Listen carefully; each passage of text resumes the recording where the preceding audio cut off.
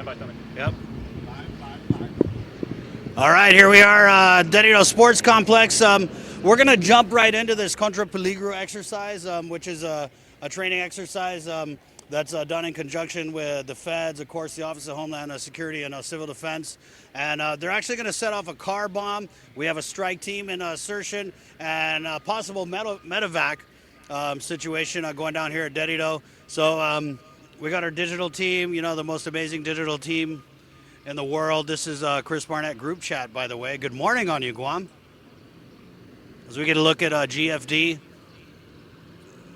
this is obviously an event preparedness drill.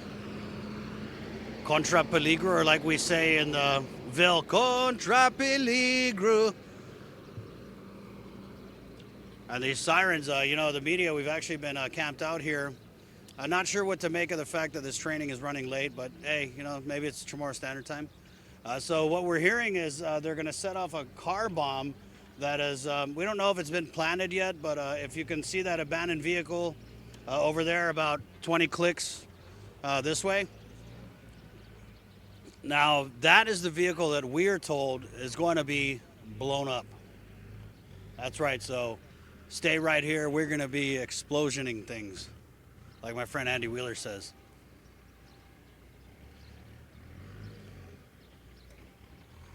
And, Jay, a lot of safety precautions going into this, of course, especially with the media. We want to come here. We want to share the events this morning.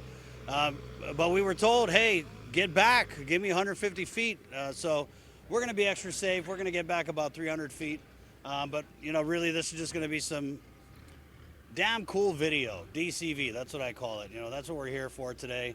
Probably going to be really light on the actual group chatting and heavy on the imagery, as a bunch of different stakeholders are coming together for this exercise. You're going to start seeing them roll in as we look out towards the road out there, Harmon Loop Road. We're starting to see some of the first responders coming in. I don't really just thanks so much to Jenna Gamindi at the Office of Homeland Security and Civil Defense for giving us this opportunity here. As the evaluator. And so this whole exercise, Jay, is going to be evaluated. And who's going to be doing the evaluating? Well, we were told, Alpha Day, good morning, everybody. Jason Salas here, along with Chris. And the evaluators, they are professionals. I know they are some federal counterparts. These are also people that have been detailed to Homeland Security and Civil Defense. I believe we may also have some private contractors, too, who also specialize in assessing not only the response time and, the conduct, and are these guys following, are they going by the book as far as, the protocol that has to be followed when they deal with these very tense situations. They're also monitoring the condition in which the responders handle themselves, like professionally, because, of course, these guys don't want to incite chaos because they're doing this staging as if this were like a big actual event in a public venue. And when I interviewed Jenna Gamindi the other day, or Jenna Blas, I should say, Jenna got married. Oh, that's right. Sorry, Jenna. Yeah, so when we had done our interview with them the other day, she was actually saying that part of what they're doing is over at Civil Defense. They're also making a number available to the community if they should happen to see, pass by and see, all the sirens, all the alarms and everything, because what they want to do as well is they want to say, okay, well, had this been a real life emergency, we want to make sure that we're able to handle things, disseminate information, make sure that, the Facebook grapevine doesn't get out of control and, you get one or two bad shares and all of a sudden everybody misinterprets what's going on. And that's really what, the public is going to be looking at these first responders and these personnel, and we're going to be expecting them to be, cool, calm, and collected. Because once you see blood in the water, it's all downhill from there. So that is going to be a factor in how the evaluators evaluate. Let's go head over this way, Jay. Maybe we can catch something.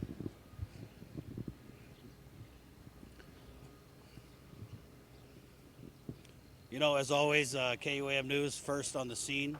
There is an ambulance here. There is, yeah. So we've actually got looks like a fire engine at the entrance of the Dedito Sports Complex here. Yeah, just a heads up, if you're out there doing errands or whatever, I know they sent out a notice to the public, but this training is going to be going on live today, so you might see some things that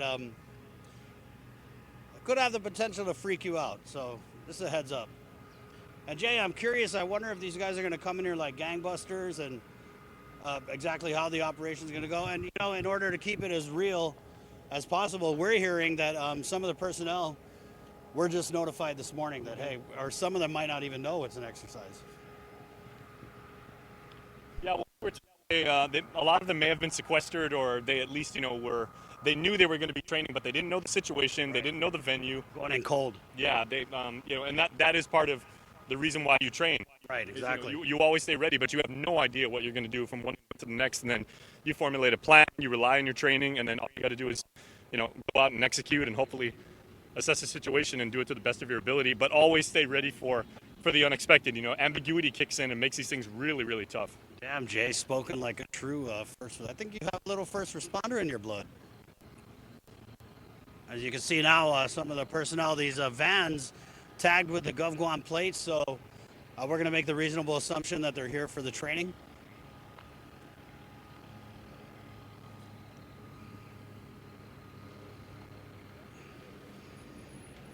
Yes, they are, and a van full of...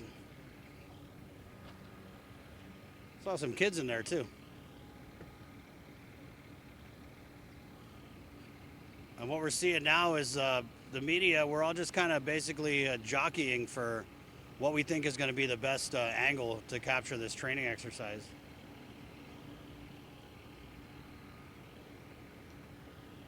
I think those vans are actually some summer camp kids, maybe. Yeah, there is a active, just right over there, a stone's throw away from us. There is a ongoing, I believe it is a summer camp program over at the Dedido pool. So there's Right. a lot of activity here.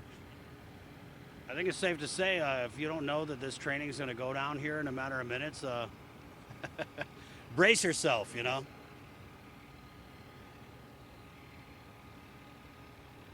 GFD, a lot of times first on the scene, as they are this morning.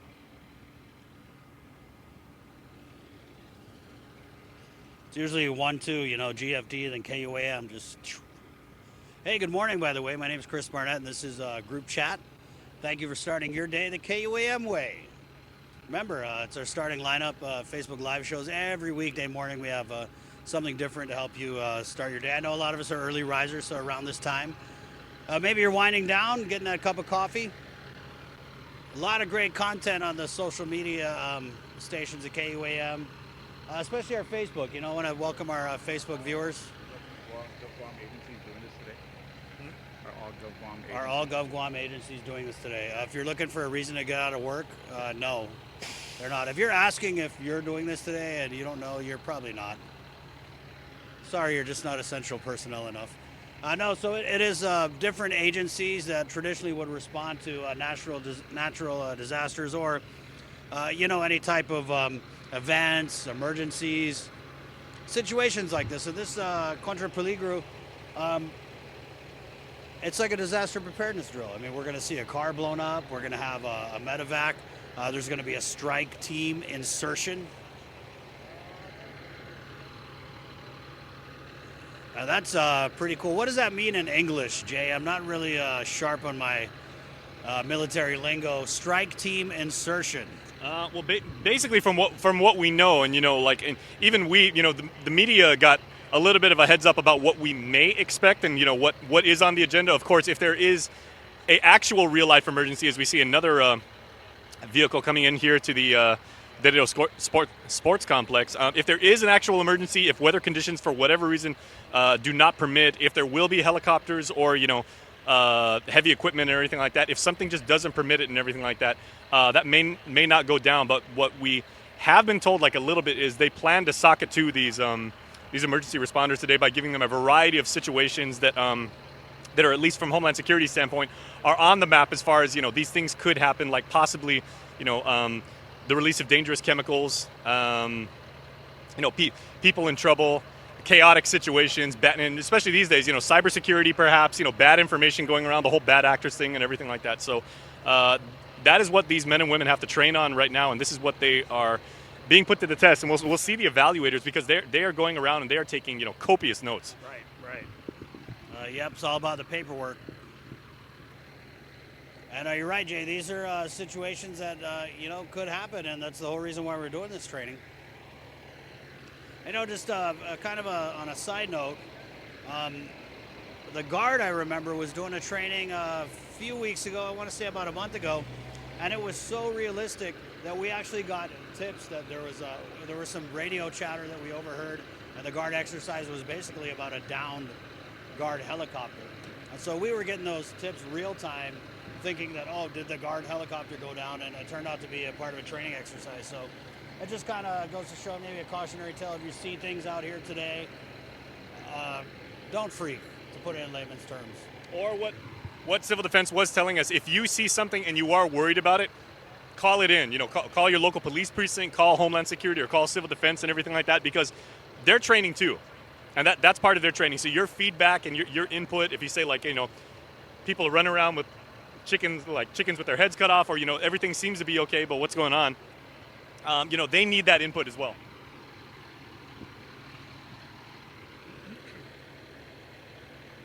And even though law enforcement professionals, they have done a pretty good job of at least setting up somewhat of a perimeter here. This is a public facility, right. So as we mentioned, there is a camp going on over there at the pool. There are residents still using this place to exercise, go out and that's how real they want. That's how real they want this training to be. It's not like they have completely locked down the entire facility and everything like that. There's still operations in there. There's still a lot going on as it normally would. And we talk about trying to keep this training as real as possible, and there's an example of it right there.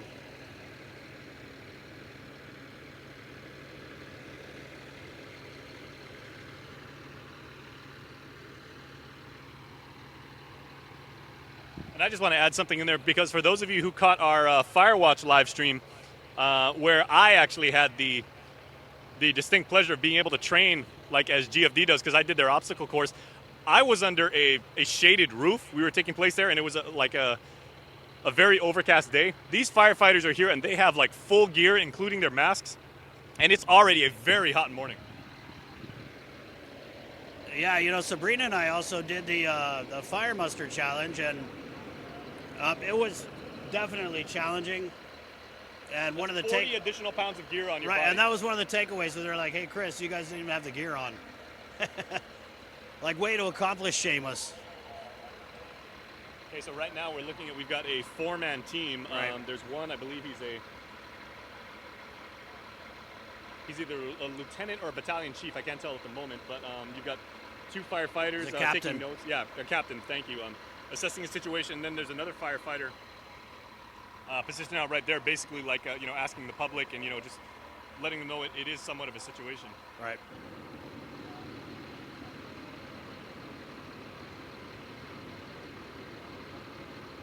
And we had actually asked to speak with one of the firemen, but they gave us the signal that, hey, we're in the middle of something right now. This is part of the training. And like you said, with the evaluators evaluating, we don't want to jeopardize any of the scores or the training in general.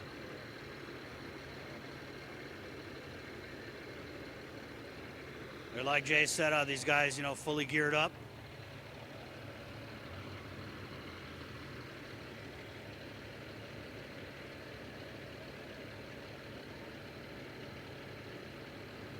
And we haven't been informed of the nature of the emergency right now. We don't know if they know exactly what's going on too. We just say that they did get an emergency call. They were told to come here and basically just set up the situation and, prepare for anything. Right, so the premise is that there's a bomb in a vehicle here. So I think we're just going to assume that when GFD gets a call like that, they do secure the perimeter in the way that they're doing now, is they've maintained control of the entry and exit to the area, which is an integral part of an operation like this.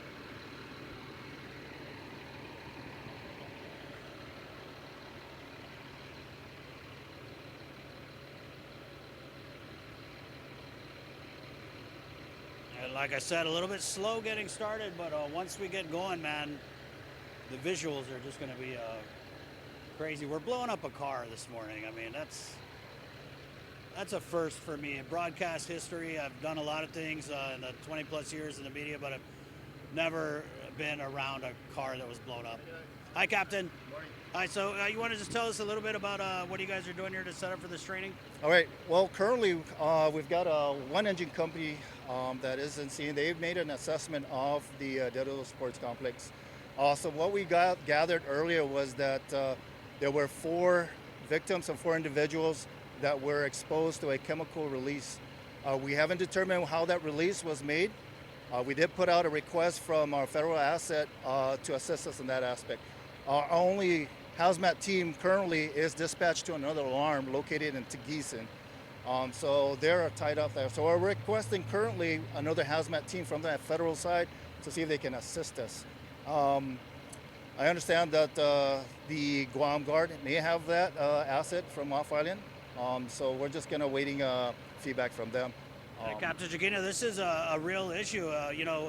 Being short-staffed, a lot of times if we did have more than one hazmat type incident, we would be stretched thin. So this goes right along with the protocol of if our unit is dispatched somewhere else, we go next down the line. Absolutely, and that's a great thing about the interoperability of this exercise, or rather situation. We can request through the Homeland Security, based on the protocols, based on our response plans that we have in place.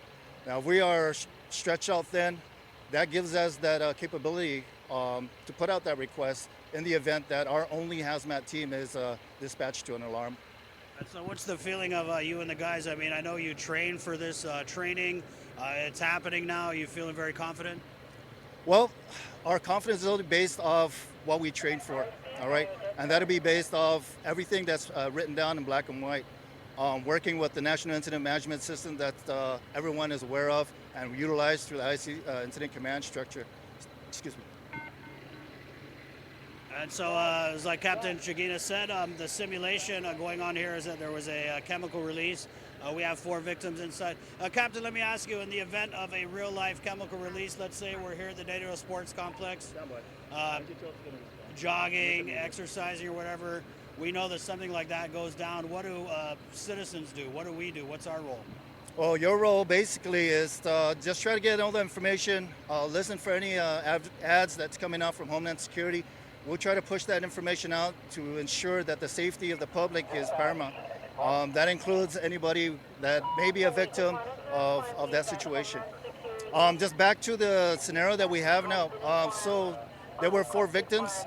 They were transported by a private vehicle to GMH. All of them have been accounted for, and they're being currently, from my understanding, treated by the medical staff there.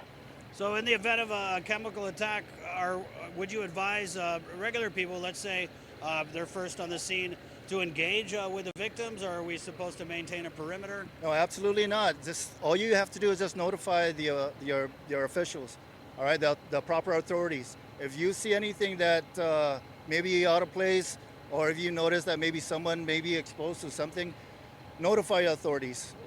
We are trained in this aspect to come out there, make the assessment, and provide whatever service to mitigate the situation. Thank you, Captain, and good luck. You're welcome. Thank you. All right, you go. Captain Chigina there with the Guam Fire Department. Simulation underway here is a chemical release. 4 victims in this release, transported to GMH in a private vehicle. And so, like the captain said, they've secured the entry here. The victims have already been transported in this simulation.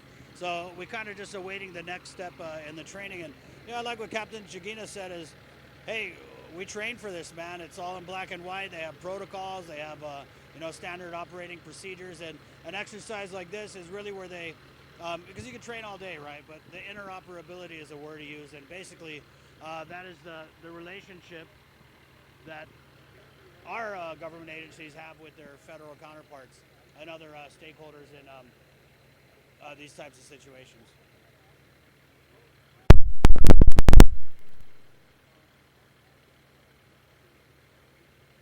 Engine 12 here, not sure what station this is from.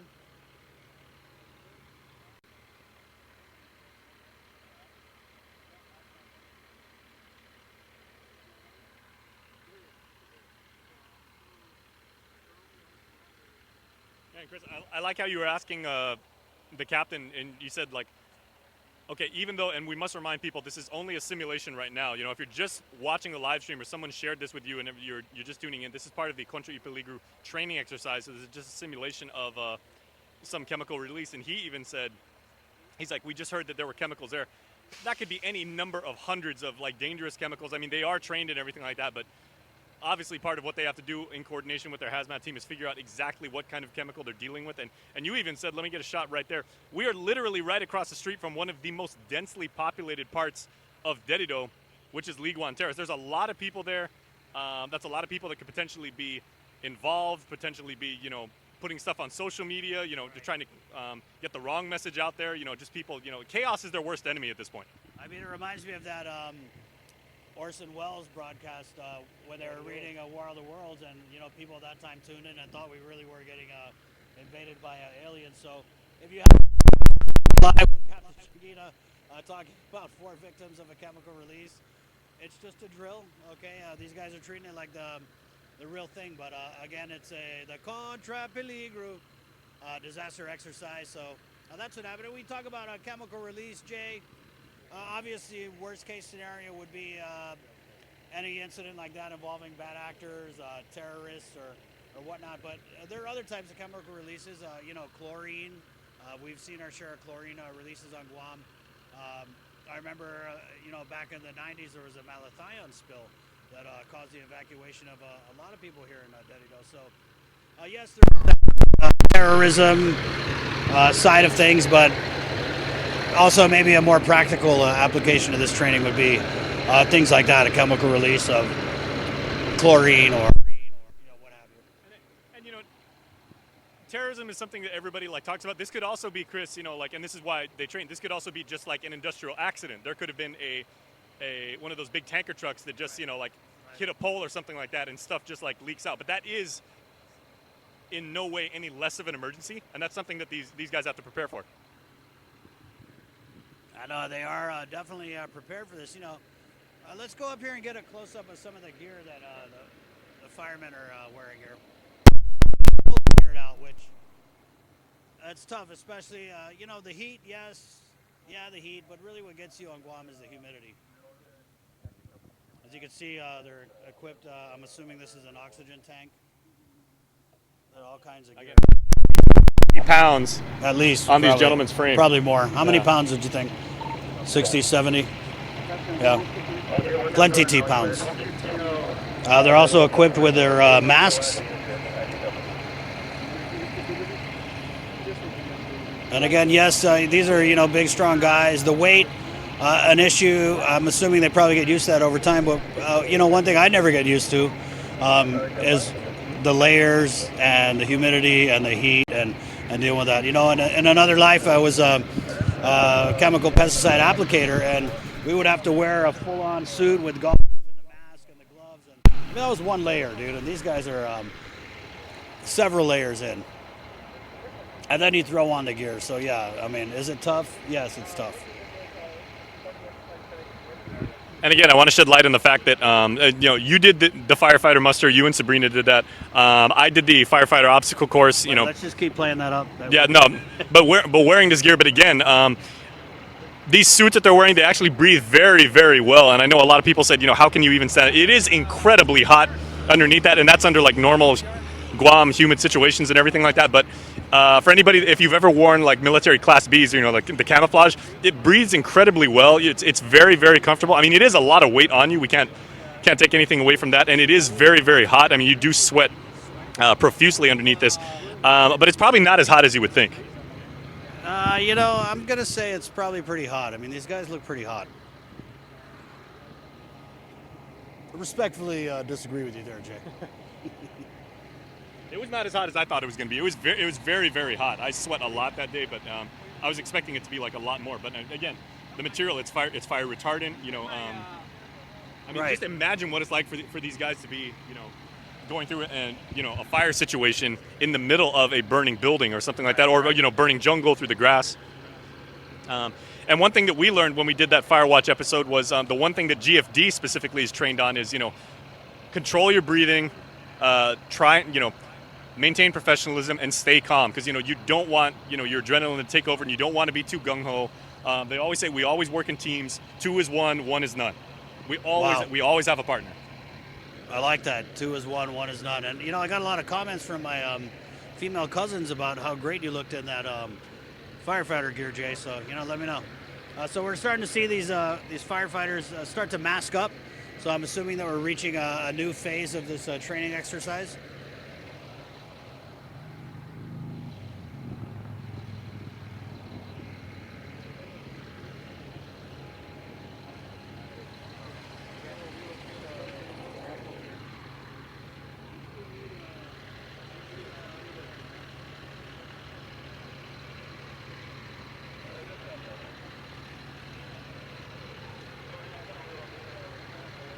And just saw, a few people drove in here minutes ago, took a look around, saw all this going on, and they're like, okay, U-turn. Again, if you're in the Dedido area, we're at the Dedido Sports Complex. And around the island, Jay, there are multiple staging areas for the different facets of this Kontra I Piligru exercise.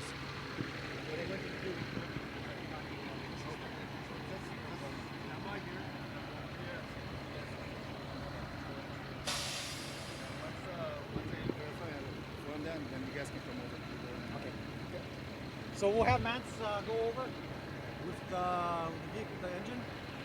We're gonna do our sweep. Once you stop it, I see the cameras.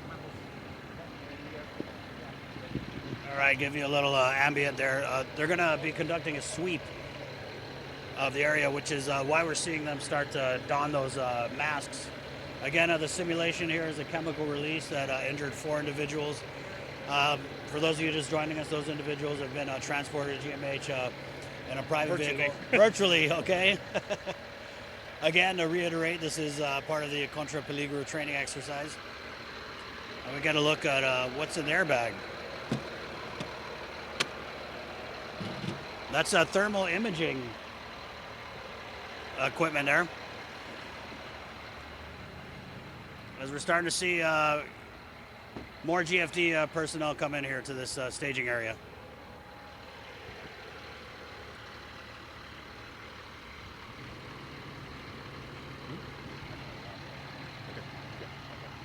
And, man, we got a busy day, a lot of stuff coming down the pike news-wise.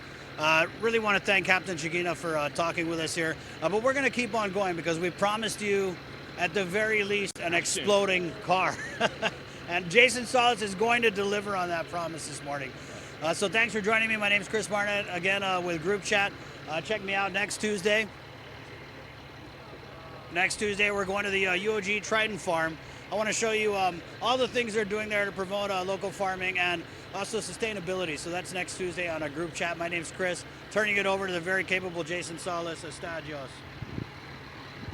All right, thanks so much, Chris. Chris has to hustle. He's got a variety of things he's working on right now, but we are going to stay with here, and you are looking live at the Dedido Sports Complex, right up the street from us in our friendly confines of the KUAM studios in Harmon. GFD is on the scene. If you are just joining us, or if you're swiping through on Facebook and just enabled the sound, this is part of today's planned Kontra I Piligru emergency disaster response training exercise. It goes on today and tomorrow at various points around the island. These are all staged, simulated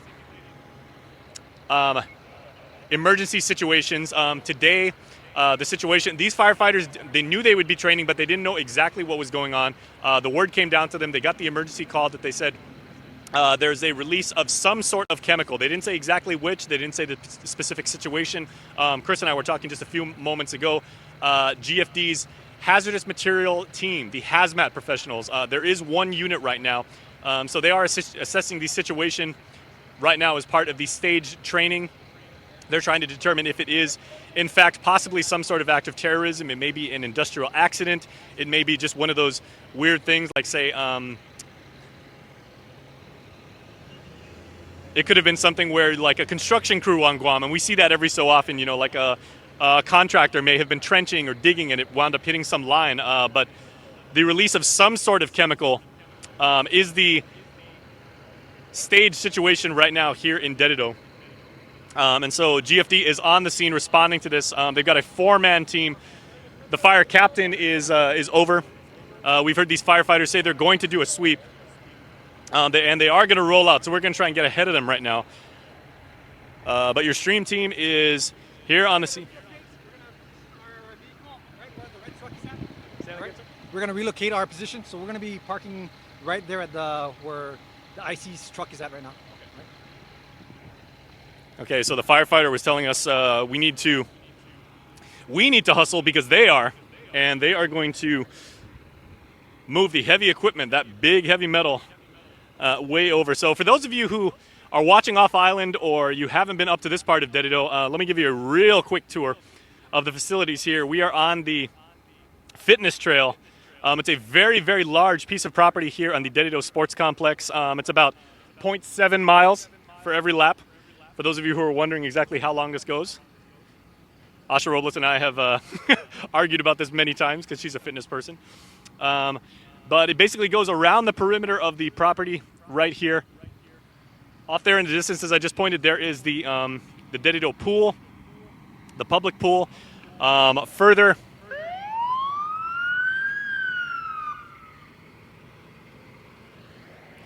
north is the Guam Football Association's training facility. So in the event that this was an actual emergency, this could be a very, very tense situation. Potentially thousands of people here. This place always gets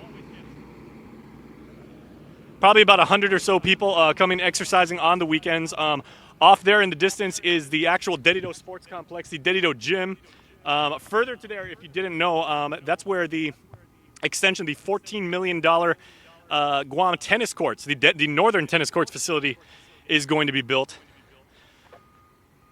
So there's a couple dozen construction workers there at all times as well as we take you on foot as GFD is assessing the situation. Let me zoom in as we catch up to these firefighting professionals. The gentleman right there in the front of your shot, that is the fire chief, Chief Chiguina, and he has briefed us on the situation once again. There is some sort of hazardous chemical. This is a staged environment, part of the Kontra I Piligru disaster preparedness training exercise, so this is merely a drill. But the chief has got the emergency call, informed his firefighters that there is some sort of chemical in the area. They're trying to figure out exactly what chemical that is, lock down the situation, make sure the public is safe. As Chris and I were just mentioning, if you're not familiar with this part of Dedido, right across the street there, we are literally just about 100 feet away, a couple hundred feet away from one of the most densely populated parts of the island. That is the backside of Liguan Terrace. So you're talking about tens upon tens of thousands of people that, if this was a real emergency, could be in possible danger. People rubbernecking it, people breaking out their cameras and trying to, get social media shots of what's going on. And that is a big part of Kontra I Piligru this year because they are assessing the civil defense's ability to handle the deluge of information that comes out on social media and people basically talking amongst themselves and talking publicly, specifically on Facebook and Twitter, saying, hey, I know there's something going on. There's, people coming up with conspiracy theories, and the civil defense's job is to make sure that the right information gets out quickly so that everybody knows.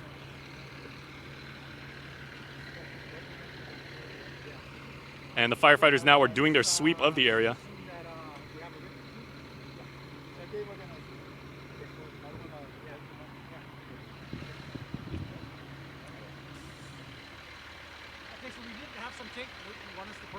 When you get down to the pole, take it over to the tree. Just make sure that whole place is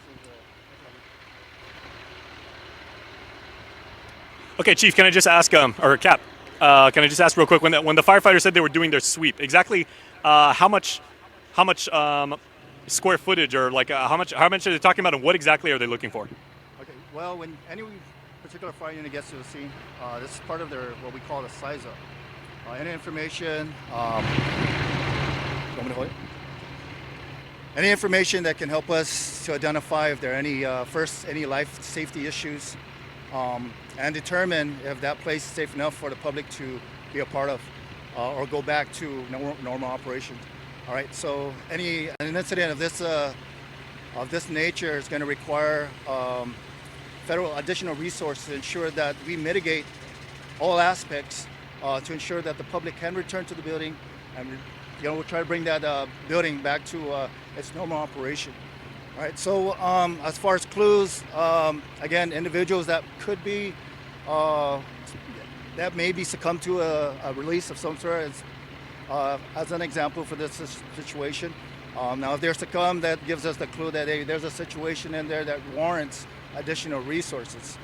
Now, if we don't know what that situation may be, and we can think or assume that it may be hazmat in nature, but we don't know for sure.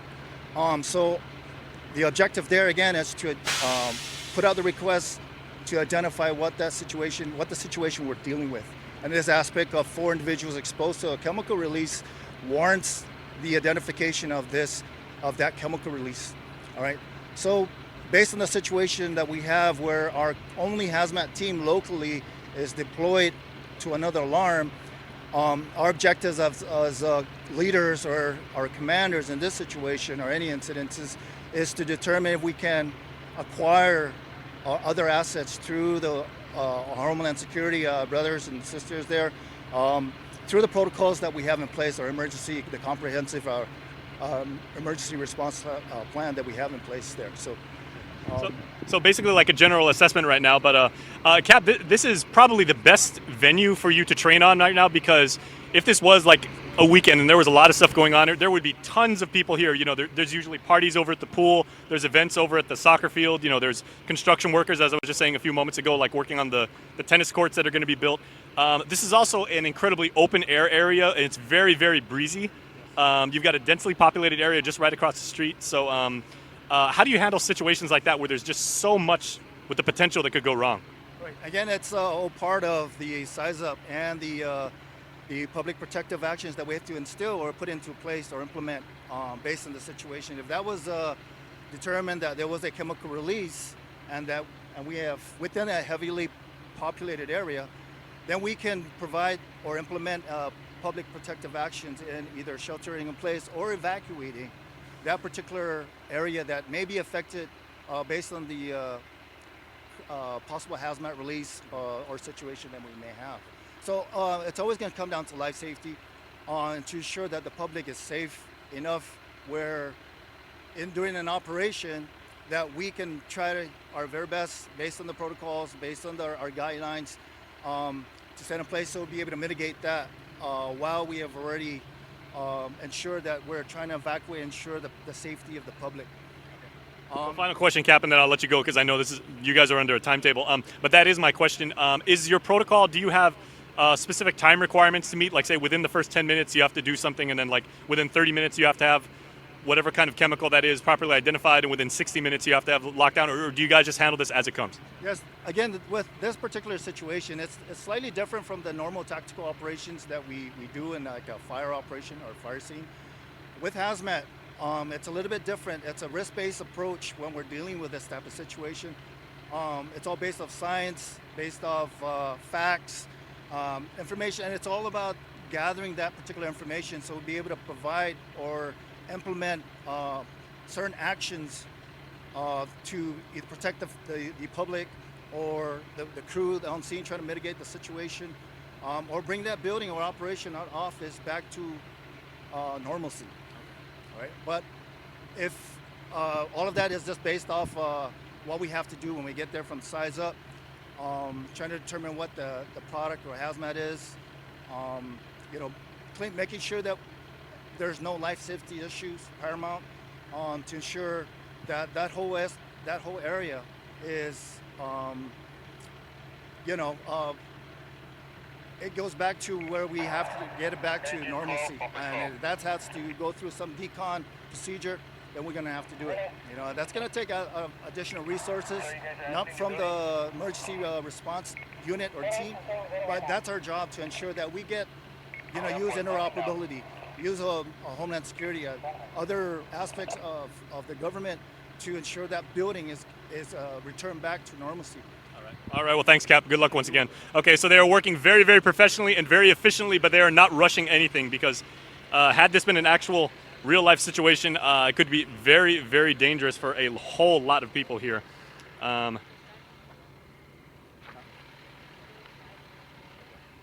Okay, so we're going to take you by foot right now. And that was a lot of information, a lot of really good information about the protocol. Also, you know, handling things as they come, making sure they just do the size up part of the operation, as Captain Chiguina was saying. So Asha and I are going to take you on foot as part of the size up, and we were saying like some of the firefighters were doing their sweep, so they are over there at the far side of the Dedido gym. So we're probably going to go maybe like halfway between the fire truck and the next part of the operation.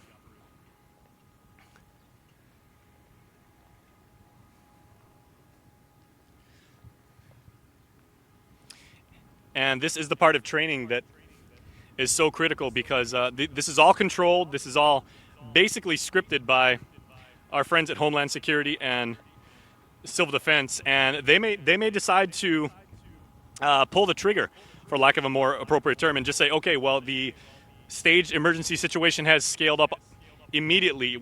There is some sort of possibly a terrorist event or something that a whole bunch of people got hurt. The scenario that's been presented right now, and that's why GFD came down here and they are assessing the situation. As I said, there was some sort of chemical that was released. 4 people were injured. They were transported. Again, this is merely a drill. This is all simulated. Those 4 people were transported to the Guam Memorial Hospital in Tamuning, where they will be assessed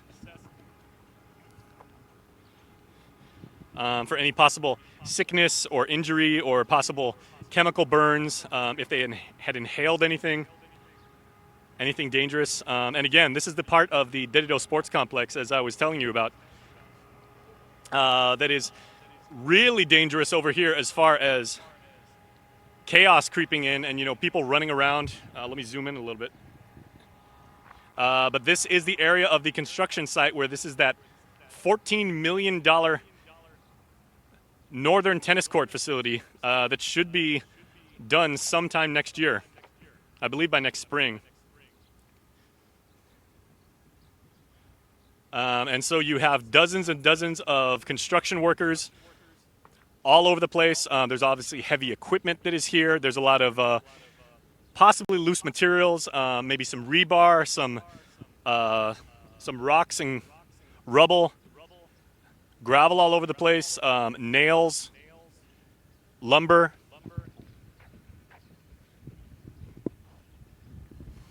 And we are going to take you back to where everything started. So if something should actually happen, GFD's got a lot of ground to cover. They've got a lot of people to talk to. They've got a lot of people to interview and just make sure they're okay.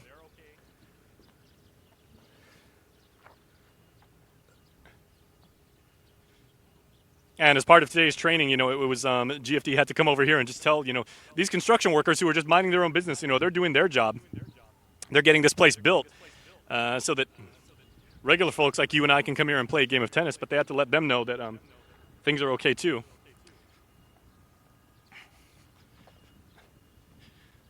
Okay, we're going to show you the sweep continues here for the members of the Guam Fire Department who are continuing their assessment. You probably couldn't hear that, but I know on the two-way radios that the firemen have.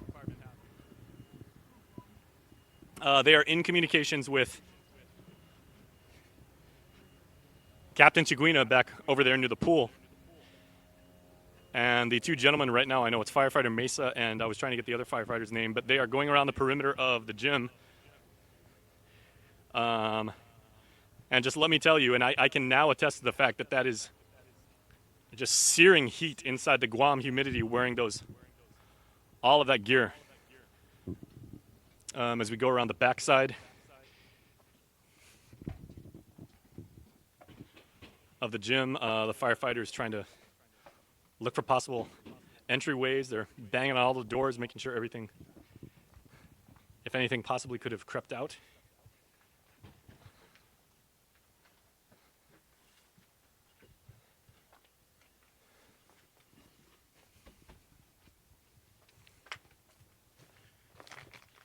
What do you think? sir. Oh, thank you, thank you.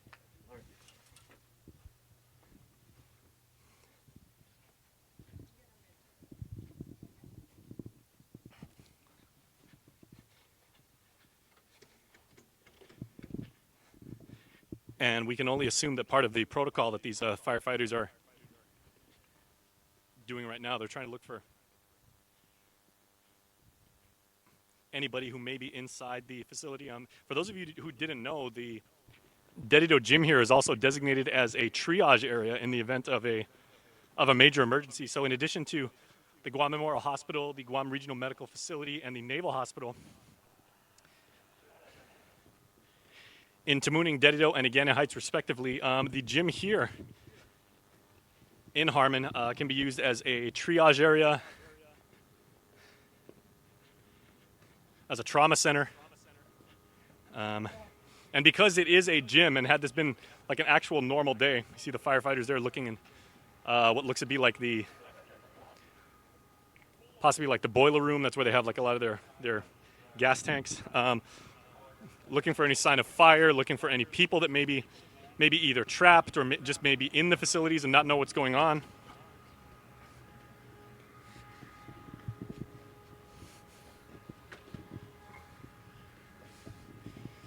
And again, this is a working gymnasium that operates 7 days a week. So typically there are a lot of community groups here. There are kids that tend to come here and play. There are church groups. There are normally volleyball tournaments, basketball tournaments here. And so we have now made, and you see, you see the two firefighters giving each other the rock there, dapping each other up, letting them know that they've completed their sweep. And this is why firefighters, ladies and gentlemen, are in such good shape. They are hustling. You know, they're certainly not sprinting, but just to be in constant, perpetual motion with all of this gear and everything takes a lot of physical fitness. It takes a very, very strong mind. And we're just doing this, again, under normal conditions. With the simulated disaster situation being here today, the release of some sort of chemical that has not as of yet been revealed to us.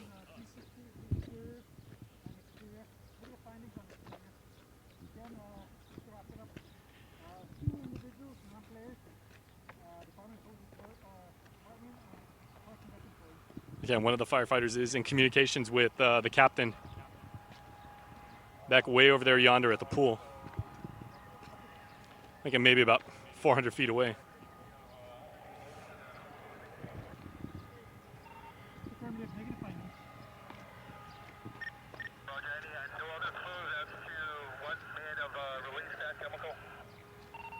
Negative findings, no obvious containers in the area. Okay, and what the firefighter was telling his captain is, he said part of what they were doing during their sweep is they were basically going around. They went inside when we caught up with them of the Dedito gym, and they went all the way around the perimeter, and that's why you saw them banging on the doors, making sure that nothing was there. They were actually looking for the possible source of the chemical leak. So again, it may have come from a pipe, maybe an air conditioning duct, perhaps a tank of some sort that sprung a leak. Maybe even something, if this had been like a terrorist situation, you know, these gentlemen are prepared for that. It may have been something like a package or maybe something like a can of soda that's got some sort of harmful material in it. They were going around just trying to find exactly what the container of the chemical may have been. But the firefighter was telling the captain right now we have not been able to, he was saying negative findings. So that's not necessarily a bad thing.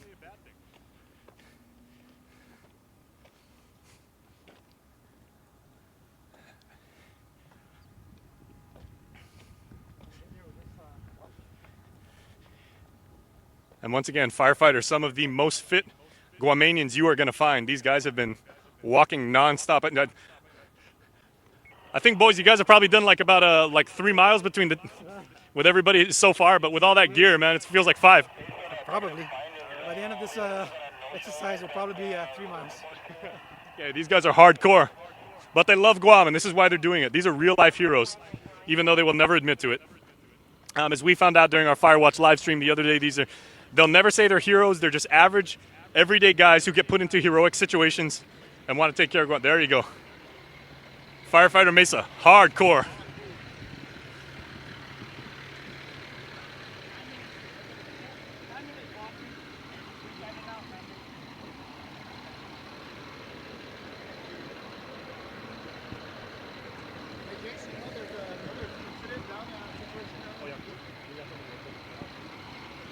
Okay, so as part of the Kontra I Piligru, Cap just told us that this is a multi-location event, Cap. So you said you actually got the call that there is something else going on somewhere else on the island right now, right? Actually, currently you're on the second alarm that we're, based on the scenario exercise that we're in. The initial response or alarm was a confined space situation down in Tegisan.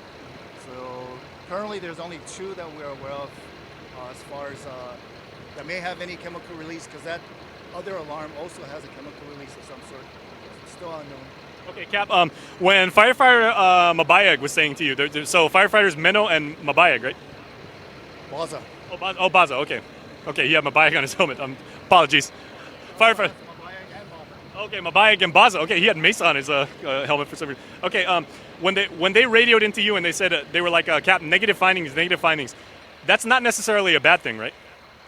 Well, the good thing there is that there are no other injuries that we, as I mentioned earlier, life safety, as far as our priorities, there are no other life safety issues that we're worried about at this moment based on his assessment. So currently, there's nobody else involved, and all we know is that a certain location or site was involved with some kind of hazardous or chemical release, and all the life safety issues have been taken care of.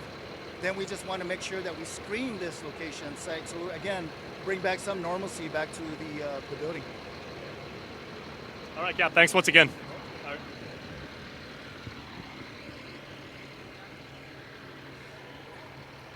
right. So these guys they have basically done their job by the numbers and to the letter. The situation could have been a lot worse, as you heard the captain was saying right there.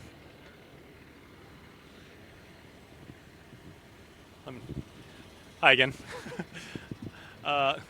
Captain Chiguina was saying, that they radioed in and they said, we haven't found any additional victims. There wasn't anybody that was in need of help. We went around the inside of the Dededo Sports Complex. We made our sweep around the perimeter. We didn't find any human assets. We didn't find any additional sources. So in addition to trying to locate the source of the first chemical, they didn't find anything new. And that is part of, locking down the area, making sure that they minimize chaos, basically. And you heard the captain say, mitigation strategies are very, very important. So whatever we find, we're trying to figure out exactly what is going on. And we didn't hear a lot of the communication, of course, because the captain wasn't in communication with GFD Dispatch. Of course, they're working with civil defense all the time.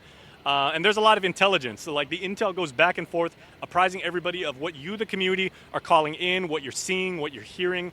And you are part of the solution right here. So, again, as Kontra I Piligru goes on for today and tomorrow, if you should see anything, if you're curious about anything, if you've got any questions, Civil Defense has made themselves more than available, and they ask you to give their number a call. You can Google them right now. Check out GHSOCD and .gov, or you can check them out at GHSOCD on Twitter. They're very, very good on Twitter. They update their Twitter feed all the time with pertinent information.